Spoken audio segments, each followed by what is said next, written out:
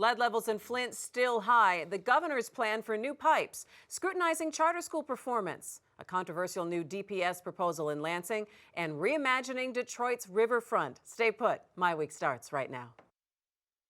Did you know Gordon Food Service was started by a 23-year-old entrepreneur as a butter and egg delivery business more than a century ago? In 1948, school teacher Gerard Wendell Hayworth borrowed $10,000 from his parents to start a woodworking operation in his family's garage. It's now Hayworth Incorporated. These are just some of the ways Michigan's pioneers started out as small companies with big ideas. We are the business leaders for Michigan. Funding is also provided by Delta.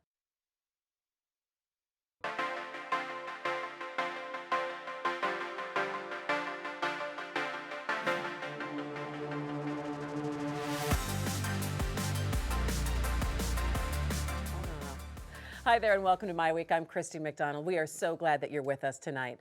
The water crisis in Flint is dominating the headlines, from friction between the state and city over replacing the pipes, to the staggering price of water the city was paying even before this happened, to the governor agreeing to testify in Washington.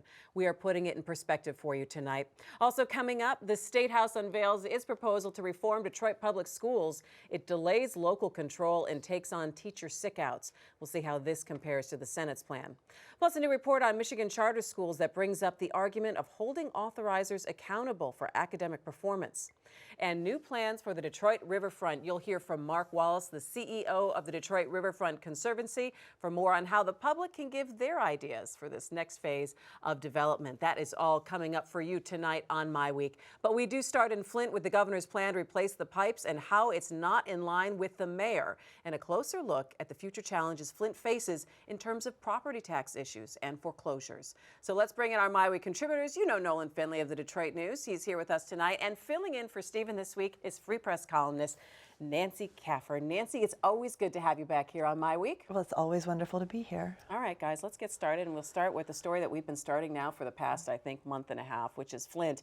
This week we saw a lot of friction, I think, Nolan, let me start with you, between the governor and the mayor. You had the governor coming out saying, well, we have a process about in terms of replacing some of these lead service lines, which they still can't quite find all of them. But you have the mayor saying, forget it, we need to go full speed ahead on my plan. How is the differentiation between the two? What kind of problems are they creating here? Well, I think the first step has to be figuring out where the lead pipes are, and they haven't done that yet.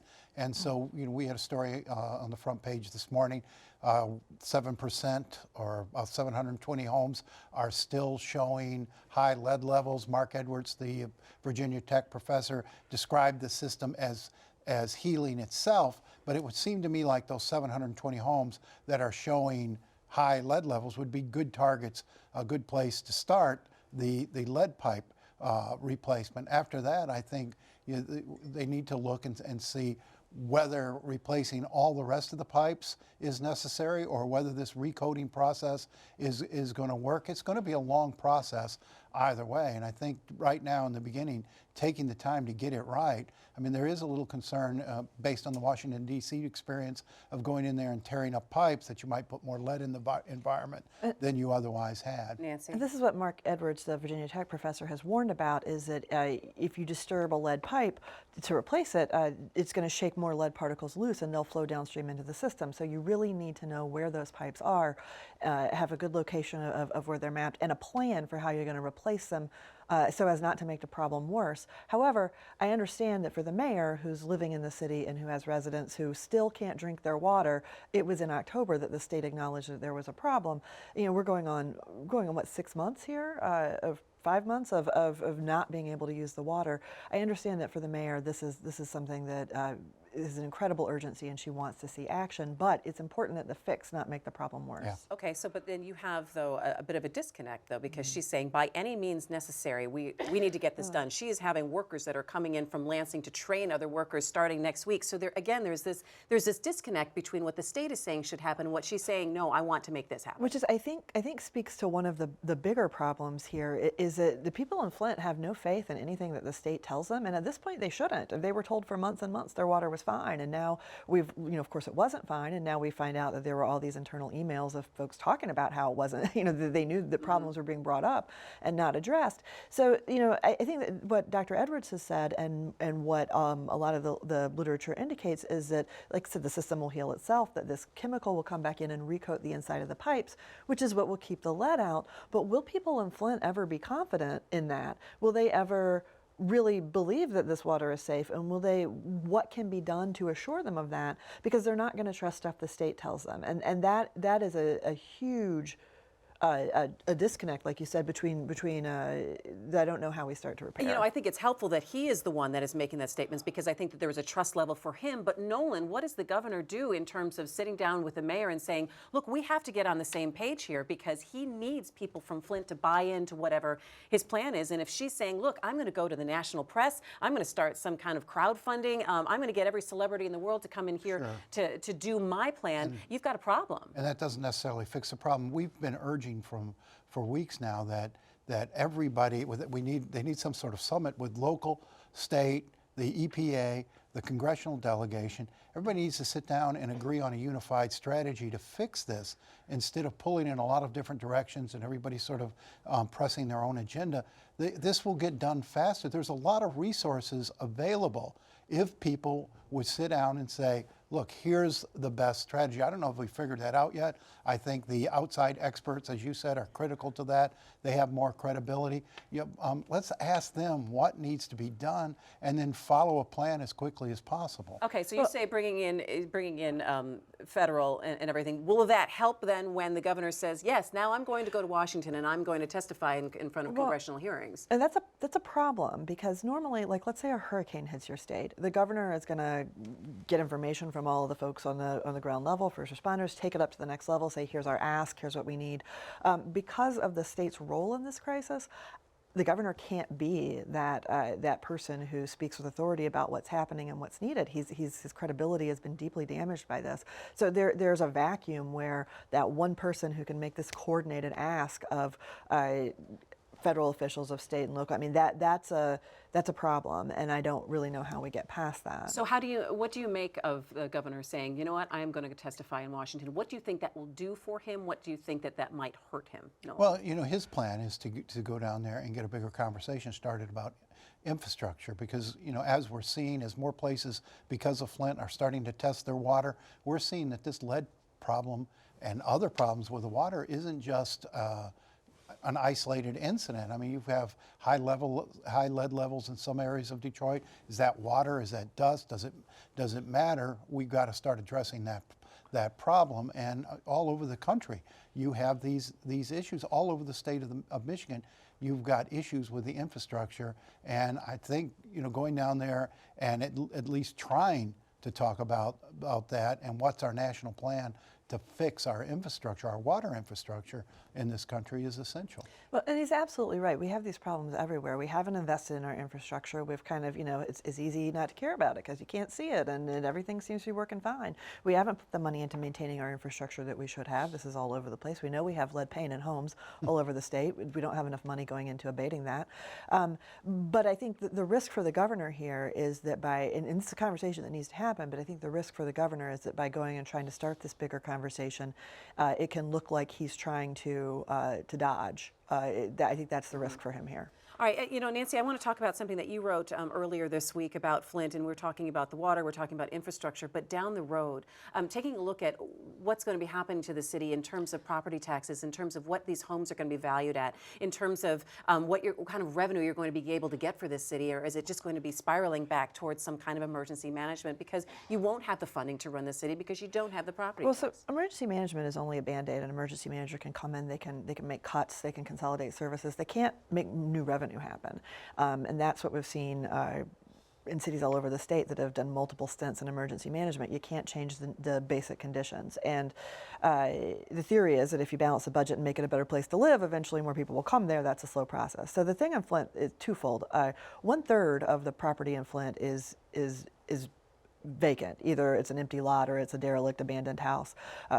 1/3, right? So that's already a lot. So, you know, the Genesee County Treasurer, the Executive Director of the Genesee County Land Bank, they're expecting to see an increase in the number of properties that get tax foreclosed related to this crisis. They don't know how many, but they're pretty sure that this is going to spike. So that's one problem. You're adding already to the blight and the vacancy in a city that has a huge problem with it. But in the short term, you're talking about 20% of the city's revenue comes from property taxes. What kind of, I mean, the city's got a deficit. How much of a hit to their revenue base can they take before we start to get into even more serious trouble? And this is something the state needs to be talking about, how they're going to help Flint stay afloat here. And then that is got to be also part of the solution as well, Nolan. Yeah, I would disagree with one thing. Emergency managers can create new revenue, as they did in Detroit, by resolving the debt. That freed up $175 million a year, which wasn't significant in Detroit public schools. If we get this, if this bailout ever passes the legislature, and I know we're going to talk about Which it, is coming up that's next. $1,000 a student, so they can create more revenue. They can restructure costs so that there's more. They can free up revenue, Right, but they right. can't. They can't No, they create new revenue in terms of building the tax No, base by like bringing in new residents, Now new that businesses. takes growth, and that takes Yeah, other things. exactly. You know, we may have a situation in Flint that's similar to the whole Love Canal incident of decades ago, where the town just over time just withers and dies. Well, because you're going to want to know who's going to want to move there, who's going to start a business there, and those are a lot of the big questions. The expectation is, you know, you can appeal your property tax assessment when you get it, right? If you feel it's too high, you feel it was. The expectation is that a lot of people in Flint are going to appeal their property tax assessments when they come out this year and they're going to get those why wouldn't you? adjustments And made Yeah, because how yeah. can you? And how, I mean, is there any real estate transactions even going on in Flint? I mean, how are you going to accurately assess that property? If you can't sell it, is it worth anything? All right, well, we're going to move on right now tonight. Turning to Detroit Public Schools, Republicans in the State House have presented their own plan for fixing the district. It contains some controversial items such as restrictions on collective bargaining, and it would take 8 years before a fully elected school board is put back in place. Democrats are already criticizing this plan. Nolan, I got to tell you, I mean, so you have the Senate's plan, and now you have the House Republicans' plan, and they seem to be very, very far away. Yeah, but that's how this process works. They'll pass a bill and it'll go into committee, and I suspect when it comes out, it'll be a lot closer to what the Senate has offered, which is what the governor asked for, than it will be what the House is putting on the table. The House wants to maintain some control. It's going to be putting in $72 million a year over the next 10 years. They want some control over the Yeah, district. and then they said from the in turn. general fund, which is a totally different funding source from what the governor had suggested in his budget. Well, I mean, it's all coming out of the state budget. I mean, we pretend, okay, we can take it from the tobacco settlement money, but that money's not just sitting there. That's used for something else. So there's going to be money shifts. Ultimately, I suspect it'll all come out of one way or the other from the school aid fund. But politically, they can't stand up and say we're taking it out of the school aid fund. But if you watch the school aid fund, money will be transferred out of that, as it has been in the past, to fix this. Nancy, when this came out, what did you think?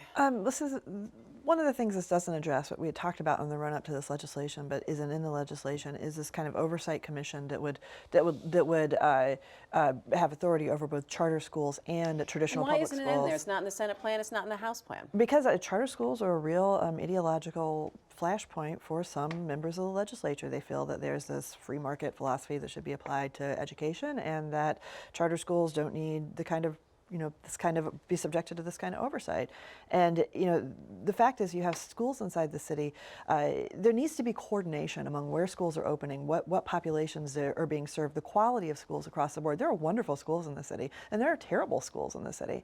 And there needs to be some rationality to the system. We have this unlimited number of charter schools that can open now, and where are they opening? Who are they serving? What neighborhoods are they coming up in? Are they neighborhoods that are getting other development funds? Are they neighborhoods where there are already competing schools? I mean, there needs to be some rationality to ensure that when schools open, it serves children. There also Why needs isn't to be this some, piece? Why isn't this piece in? Well, because in they have either very legitimate concerns that the political structure in Detroit will use this commission to limit choice, limit charters. And there's once this legislation is passed, there's a perverse interest in keeping DPS classrooms filled at all costs, even if it means limiting school choice, limited parents' options to put their kids in. Well, you can roll your eyes, but No, that's I the didn't case. roll my eyes. I went like this There is for a a- moment. there is a look, the charter questioning school- look. It wasn't I an mean, eye roll. If you invest this money, you can't have the enrollment in Detroit continuing to decline. And yet, parents, you've got 40,000 parents who have chosen charter schools for a reason, and I don't think you can look at those parents and say, tough luck. No, you can't do that. And the charter school cat is out of the bag. There's not some the idea that there's going to be some plot to secretly shut down charter schools is just not viable because, as you said, there's 40,000 kids in charter schools in Detroit.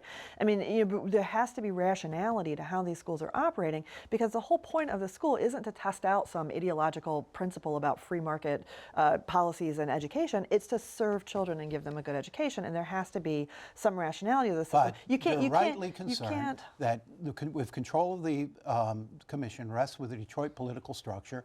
Charters are going to be placed at a disadvantage. I think that's, given the history, that's a legitimate issue. We have 40,000 students in charter schools, and I got to say, I think that if you look at the idea that there's going to be a nefarious commission that shuts down a service used by 40,000 parents, and that's just going to secretly happen, is not a viable. It's a non-starter. It's not. As the student population continues to shrink, choices will be made, and they fear those choices won't favor charter schools or won't be fair to charter schools. And I think if you're going to have a commission, you got to build those sort of protections in. Okay, all right. You know what? Because we're talking about charter schools, I want to continue the conversation about them because our next topic tonight was a new report from the Education Trust Midwest that shows that there hasn't been much improvement in the performance of the state's charter school authorizers. And these are the universities and community colleges and school districts that have the authority to operate charter schools. And although the report found some marginal progress over the past year, overall performance remains quite low. And the three worst performing authorizers are Northern Michigan University, Eastern Michigan University,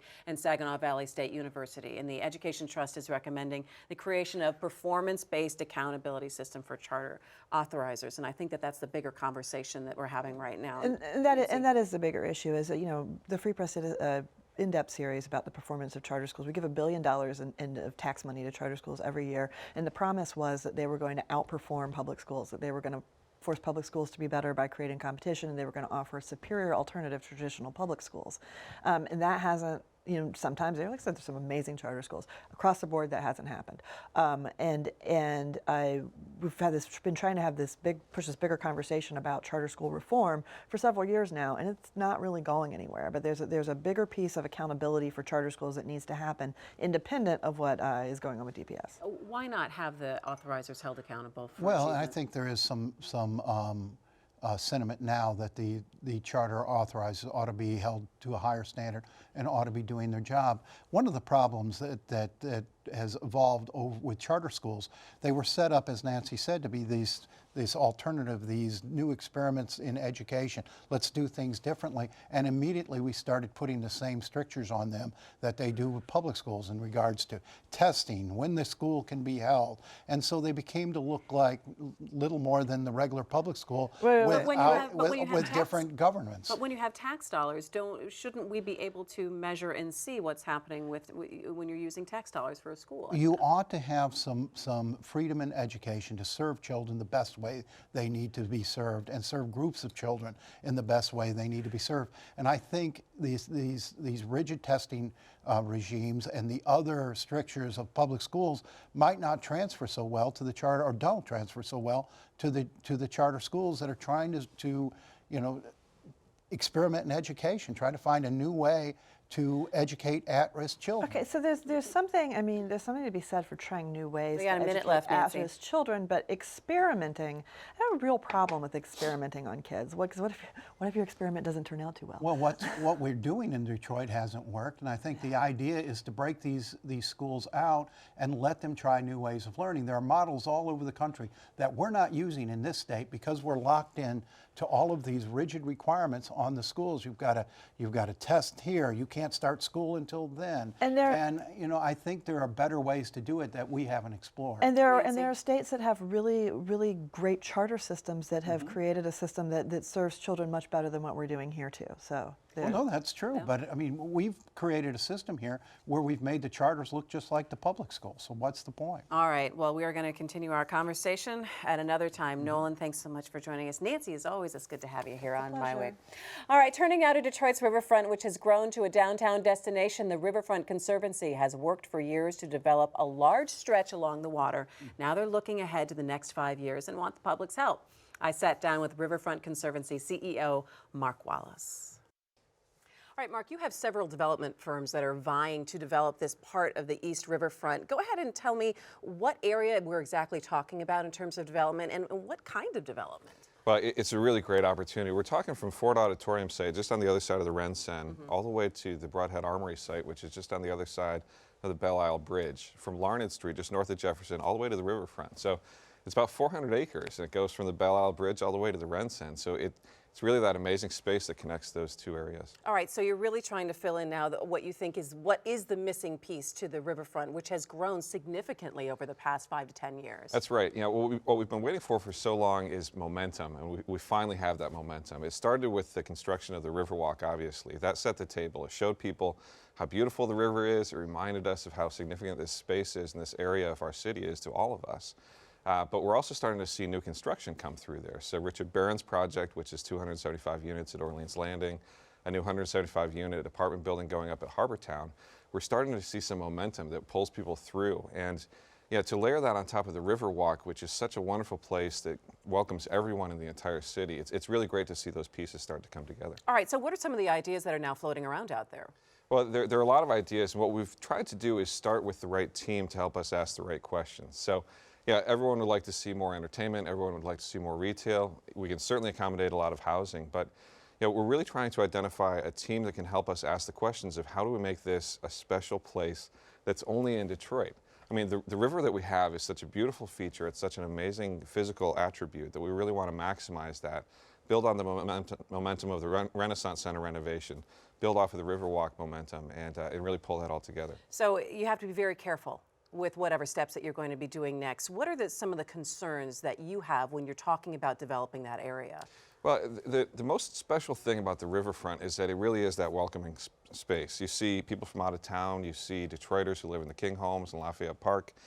You see everyone, a lot of moms with kids, and that's what makes us special. It's really the gathering place where everyone feels that sense of belonging and that sense of pride in Detroit and pride in our city. So as we build new stuff, we want to make sure that the folks who come down to the Riverwalk today don't feel like they're getting crowded out. And my number one concern is to make sure that everyone who's welcome there today knows that they're still welcome, even if there are $1 million condos going up. And we like to figure out how to make that a place where everyone has their own space, not just on the Riverwalk, but also in the entire district. So this isn't just the Riverfront Conservancy. You're also working with the people from the city of Detroit because this is an urban planning initiative. That's right. I think Detroit will be defined by the partnerships and the collaboration that we're seeing right now today. And I'm so excited and energized by the people who have come in, a lot of them through the mayor's administration. Mayor Duggan's done a great job of pulling in folks.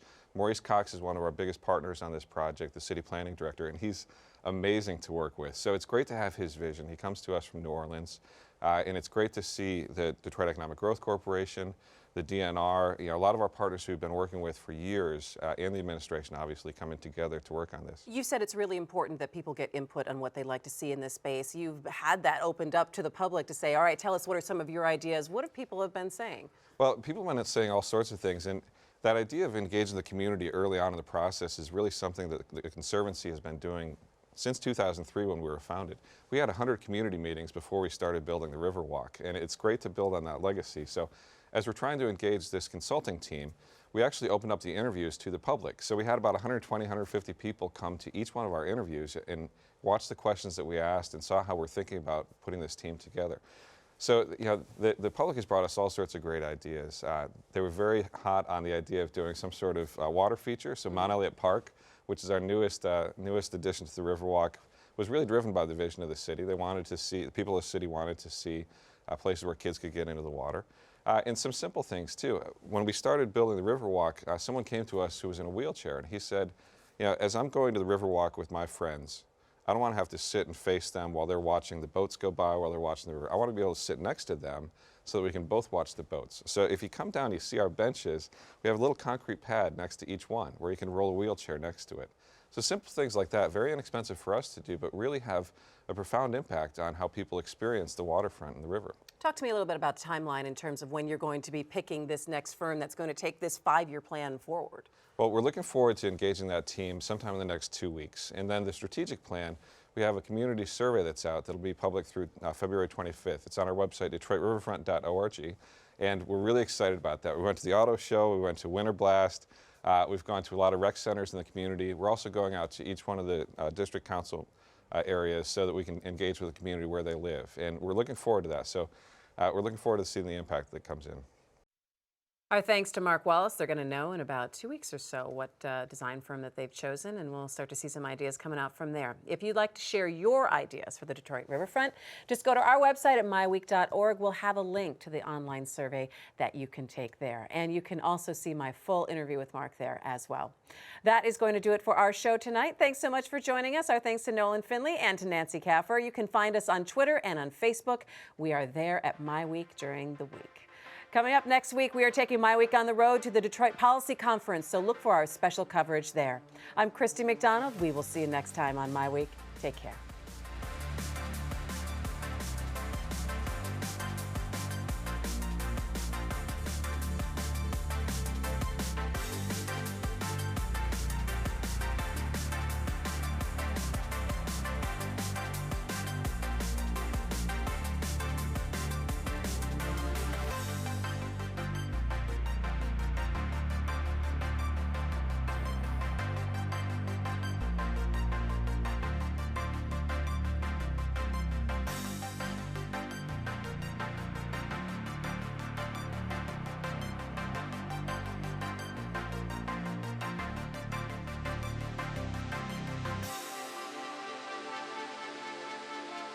Did you know 2 Men and a Truck has performed 5.5 million moves to date?